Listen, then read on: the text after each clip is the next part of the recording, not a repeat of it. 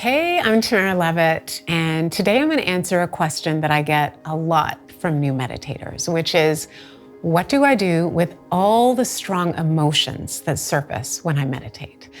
So the first thing to know is that it's perfectly normal for difficult emotions to come up as we sit.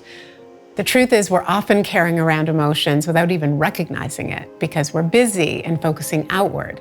So when we stop and create space by tuning inward, the emotions we've been carrying tend to surface. We might experience sadness or grief, anxiety or anger.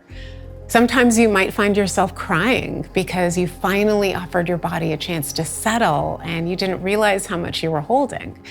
So first of all, this is totally normal, and learning how to work with these feelings is an important part of practice. So I wanted to share 3 steps for working with intense emotions. First, we acknowledge them. We say, oh, there's sadness or there's fear, and this is what it feels like. We recognize what's coming up and we try and create space for it. Often when difficult emotions surface, we're used to pushing them away because they don't feel good. But resistance doesn't work. It just prolongs our suffering and intensifies it. So we want to learn how to be present with our emotions in a really gentle way. As the Beatles said, let it be. Allow whatever you're feeling to surface. Second, spend a little bit of time investigating the feeling. You might notice where you're holding the emotion in your body. Often it's felt in our stomach or our solar plexus. See if you can stay with the experience. And although there will be thoughts, we don't want to get too caught up in them. It can be more helpful to focus on the sensation of an emotion rather than your thoughts about it, because thoughts can easily spiral and sweep us away. Ultimately, what we learn is that all emotions have a beginning and an ending. Sometimes they're big and then they get small. They're always changing. So we want to learn to view them as a wave passing through us. Third, meet whatever you're feeling with compassion. Hold it gently.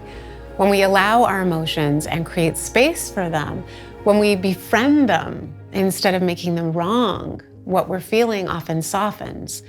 A nice way to end a session is by placing your hands on your heart, as this is grounding and it also releases oxytocin, which is a chemical that makes our body feel calm.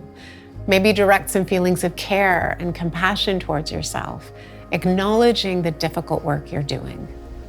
Now, this last piece is important. If the emotion feels too much, it's perfectly okay to pull back from it. When we get caught in a rainstorm, we seek shelter. So if you're experiencing something intense, like a burning in your belly or a racing heart, redirect your attention to another area. I like to focus on the hands or the feet, as there's lots of sensation in those areas. For people with trauma, we want to take special care. Maybe work around the edges instead of plunging into the emotion. In the end, the more you practice, the more you begin to trust yourself and know when it's too much.